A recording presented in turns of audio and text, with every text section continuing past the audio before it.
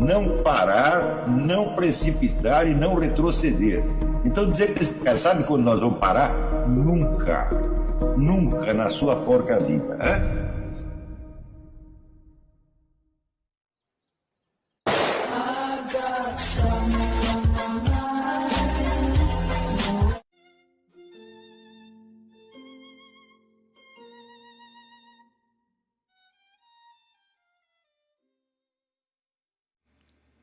E aí pessoal, tranquilo?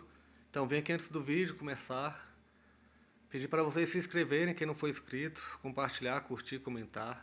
Quem puder seja membro do canal, que isso ajuda bastante. Tem também o link do Apoia-se. Quem puder ajudar nosso canal e apoiar financeiramente vai ser muito bem-vindo. Mas o mais importante é transmitir o conteúdo e os conhecimentos do professor Olavo de Carvalho para mais e mais brasileiros. Então compartilhe e ajude aí nossa causa. Muito obrigado a todos os membros, apoiadores do canal. Fico muito feliz. Tenho certeza que a gente está no caminho certo. Então fiquem com o vídeo e até mais. Valeu!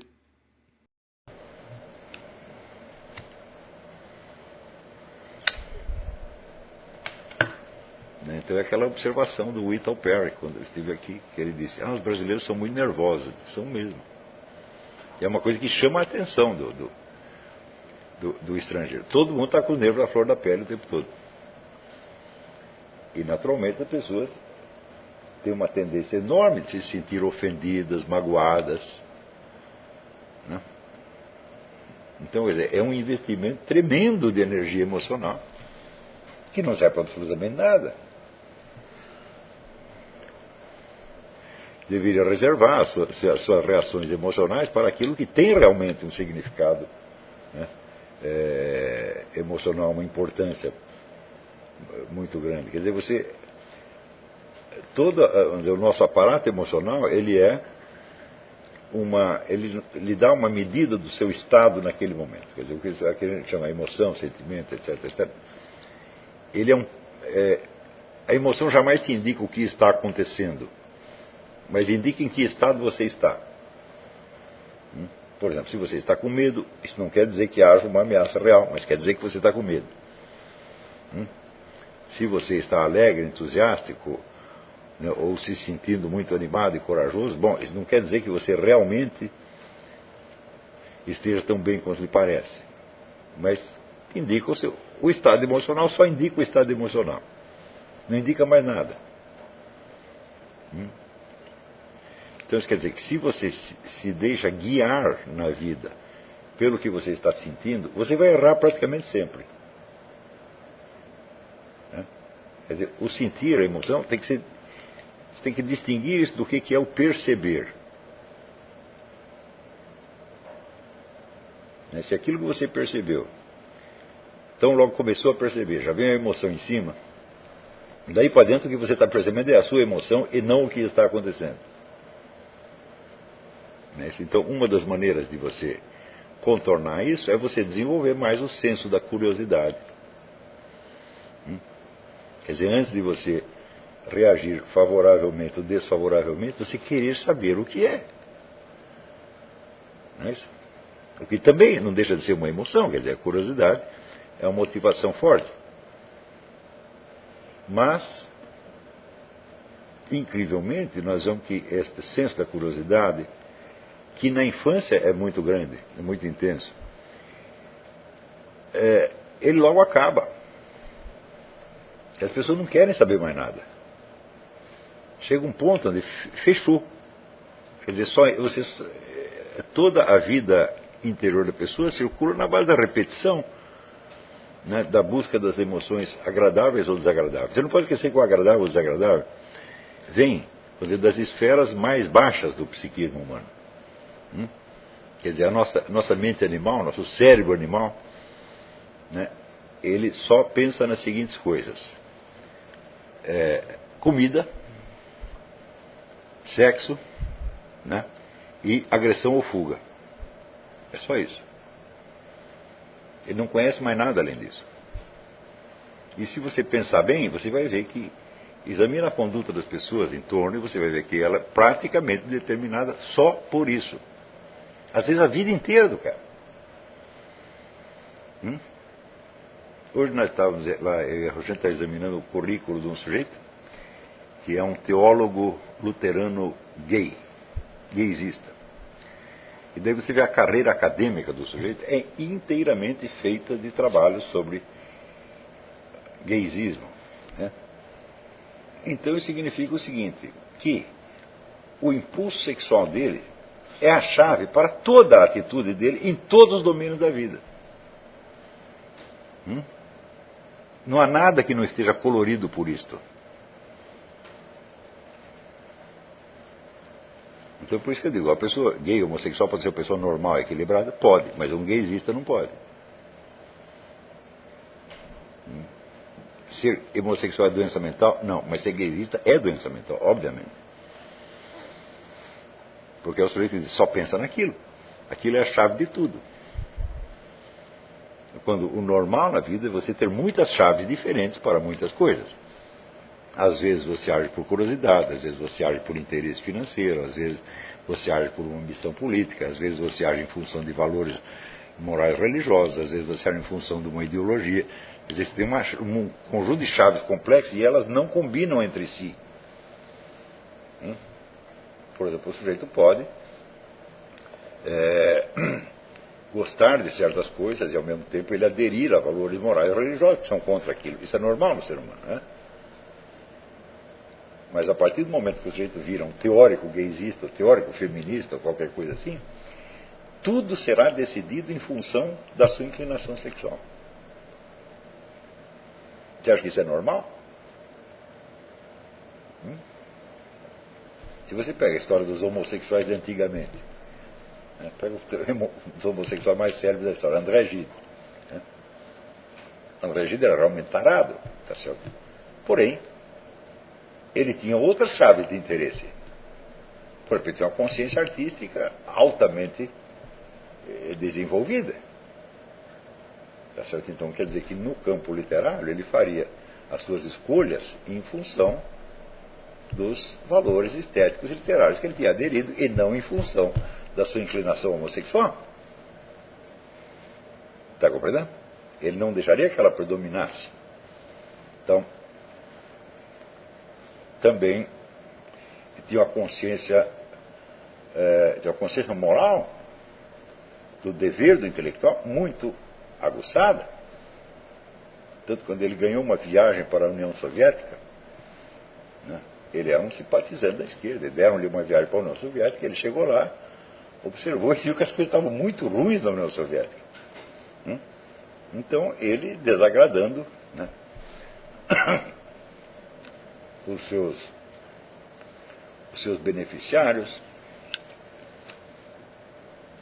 escreveu um livro, Retorno da União Soviética, que descrevia todos os horrores daquele negócio. Quer dizer, ele fez isso por quê? Por uma consciência intelectual do dever. Não porque aquilo fosse conveniente ao seu homossexualismo. Não tinha nada a ver com o homossexualismo. A situação era ruim para todos. E assim por diante. Então você vê que o indivíduo tem várias chaves de conduta que são diferentes e que inclusive são contraditórias entre si, como todo ser humano normal. Agora, quando você observa a conduta dos líderes gaysistas, o seu impulso sexual determina todas as suas ideias, todos os seus valores, toda a sua atuação pública. Ou seja, não tem nada que ele faça que seja contra o homossexualismo, jamais. De como é possível uma coisa dessa? Então é claro que é um indivíduo monomaníaco, é a ideia fixa, como se chamava antigamente.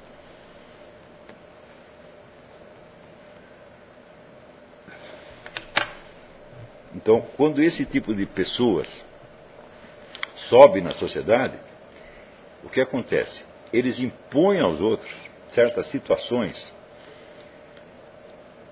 onde você tem que escolher entre obedecê-las ou seguir a sua própria consciência. Ou seja, você vai agir em função do que você está vendo e do que você sabe ou do que elas mandaram. Se você está vendo uma coisa e o sujeito te manda ver outra e você por medo obedece, você já entrou na conduta histérica automaticamente. É o negócio do Groucho Marx. Afinal, você vai acreditar em mim ou nos seus próprios olhos. E isso está sendo imposto a todo o país, vai fazer pelo menos 10 anos.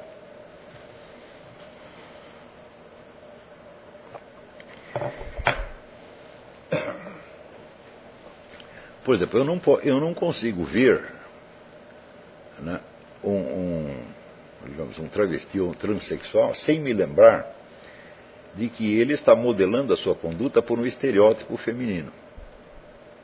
Sim ou não? Estou errado? Eu estou vendo isso com meus próprios olhos. E, ao mesmo tempo, está todo esse pessoal gaysista fazendo discurso contra os estereótipos do masculino e feminino. Eu digo, se você está fazendo um discurso contra uma condição sem a qual você não poderia ser o que você quer ser,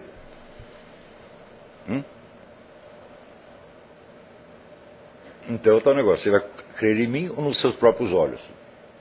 Você está falando contra o estereótipo, mas estou vendo que você precisa dele. Tem. Muito mais do que homem e mulher, claro. O homem e mulher heterossexual não precisa copiar um estereótipo para ele ser o que é.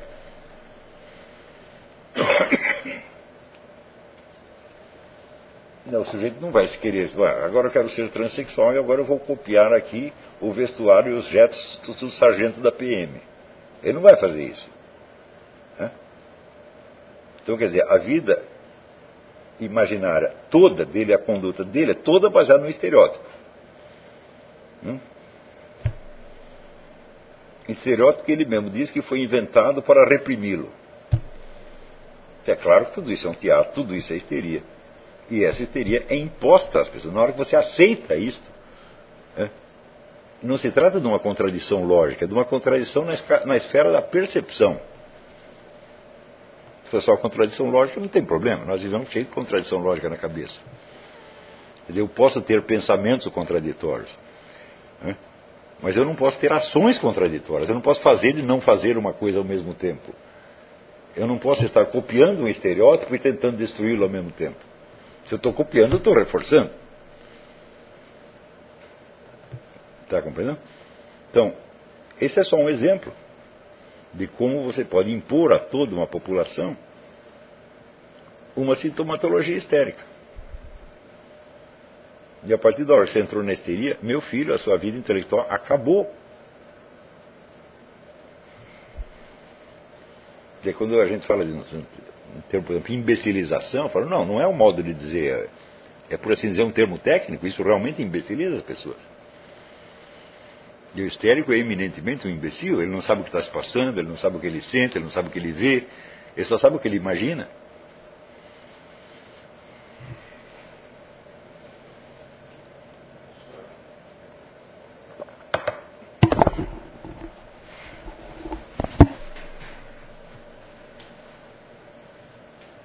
Pergunta rápida, embora genérica, professor. O senhor tem alguma dica, tem algo para falar sobre a memória nos estudos?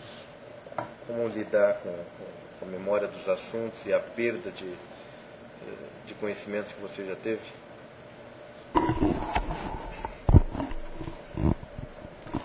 Bom, do ponto de vista meramente prático, quer dizer, sem analisar a coisa em profundidade, não é preciso ser muito inteligente para perceber que a memória deriva imediatamente do interesse. Quer dizer, as coisas que realmente chamam a atenção, que você realmente se interessa, é difícil esquecer, você não consegue esquecer. Tá certo? Então, por que fazer da memória um problema em si mesmo? Você vê aqui todos os cursos de memória que existem, inclusive o mais maravilhoso de todos, que é o do Dominic O'Brien, todos eles existem para você decorar coisas que você não quer decorar. Coisas que não tem importância nenhuma. O O'Brien, ele chega numa sala, apresentam ele para 200 pessoas, e ele em seguida diz o nome das 200.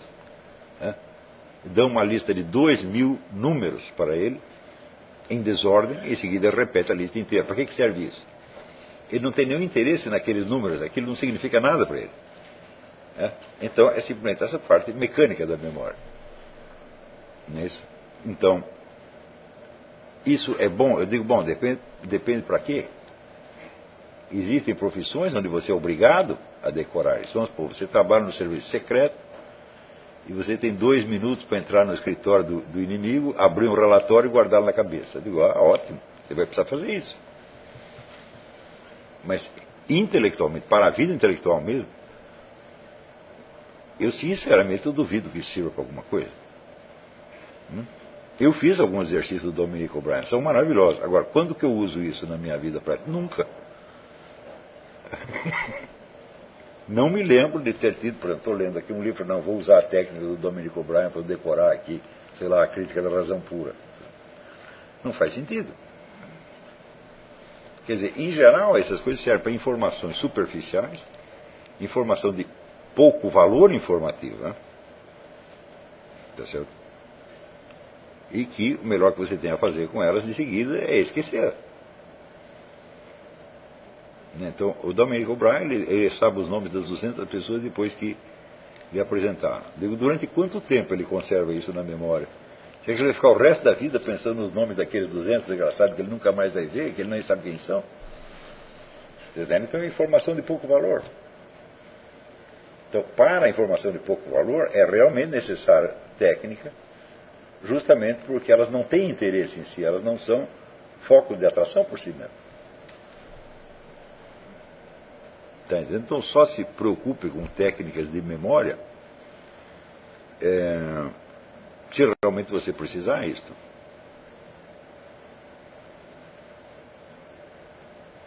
Então, dizem que o Otto Maria Carpo praticava muito essas coisas, né? E que ele tinha sempre medo de perder a sua capacidade intelectual, então vivia treinando certas coisas e tal.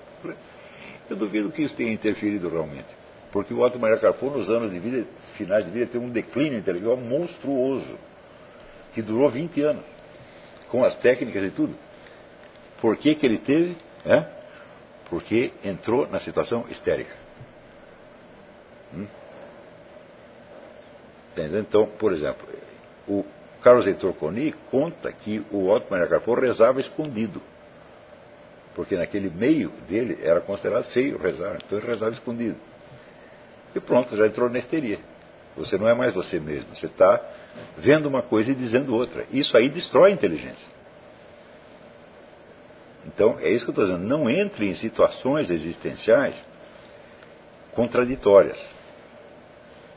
Aprenda a distinguir, então, portanto, o que é uma mera contradição lógica do que é uma contradição objetiva, contradição real. Tá certo? Sobretudo contradição de atitudes, quer dizer, você tem que fazer uma coisa fingindo que está fazendo outra.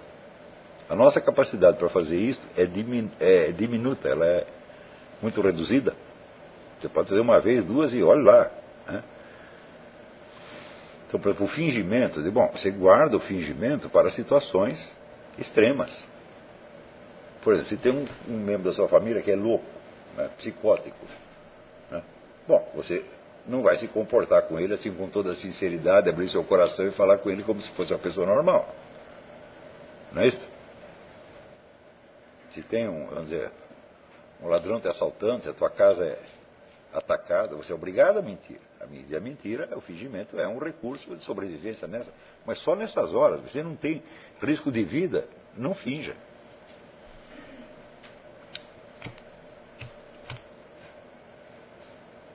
Então você vê que o Carpo, ele tinha a consciência de que ele estava em declínio. E ele se apegava àqueles exercícios mnemônicos como uma tábua de salvação, mas isso não o salvou. Se você lê o livro que ele escreveu sobre o Alceu Amoroso Lima, que foi o último livro dele, o livro é tão ruim, mas tão ruim, mas tão ruim. Eu digo, isso aqui é uma obra de puxa-saquismo, né? Puxa-saquismo acadêmico, só. Não tem mais nada. Como é que aquele homem escreveu aquelas coisas maravilhosas 40 anos atrás pode fazer uma besteira dessa? Então era a contradição existencial. Na hora que o fingimento se incorpora na sua maneira de ser, você é histérico. E histeria é doença, porra. Não pode esquecer isso.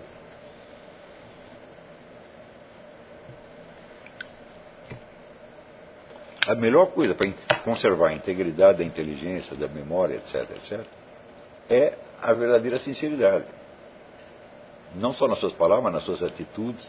Sinceridade para com você mesmo e sinceridade para com Deus. Isso é coisa básica, porque daí você está colocado, vamos dizer, no centro da sua vida. Você fala sempre com o coração na mão. Então aquilo que você sabe, aquilo que você não sabe. Não permita entrar este elemento de fingimento que quebra a sua integridade. É o método da confusão. O método da confissão é o que realmente funciona.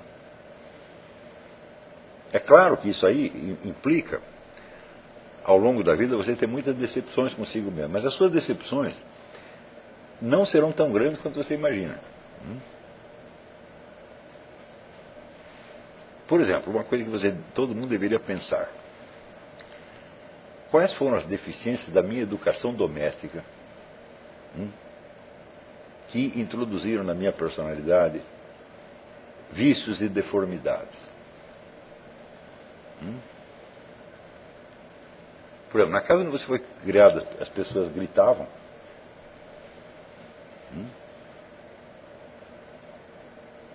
Se eles faziam isso, meu filho, então você já pegou um vício aqui.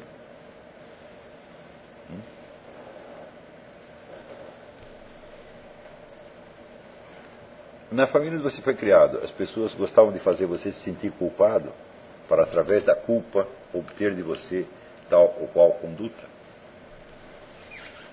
Se faziam isso, você já pegou um hábito e você vai fazer a mesma coisa com os outros pelo resto da sua vida.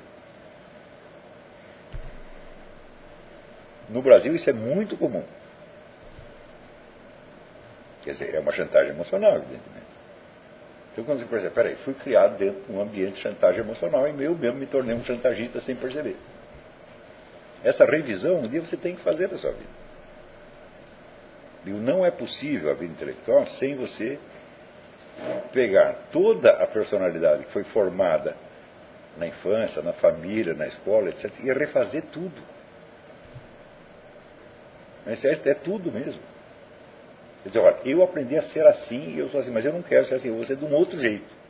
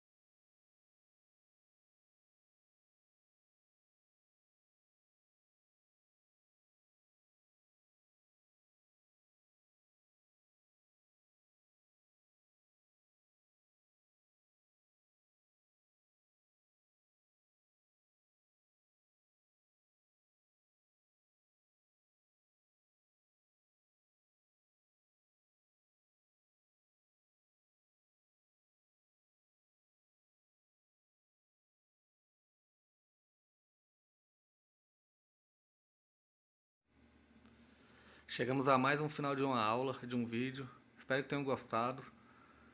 Quem não se inscreveu ainda, se inscreva, compartilhe, comente. Ajude o nosso canal, apoie, seja membro.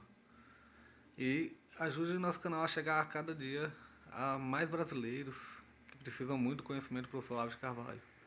Então é isso aí, fique com Deus, até o próximo. Valeu! Então é isso aí, pessoal. Que é o nosso canal. Que são alguns livros que eu já li. A maioria foi doação, mas alguns eu adquiri, professor Olavo de Carvalho. Alguns livros se perderam aí que eu emprestei. Professor Alexandre Costa. A Bíblia Sagrada. 10 lições sobre Karl Marx. Indico a não ler esse livro, que é muito ruim mesmo. Alguns pensadores aqui que realmente, como o professor Olavo de Carvalho disse, não são pensadores. Valeu, tamo junto aí. Apoie nosso canal, seja membro.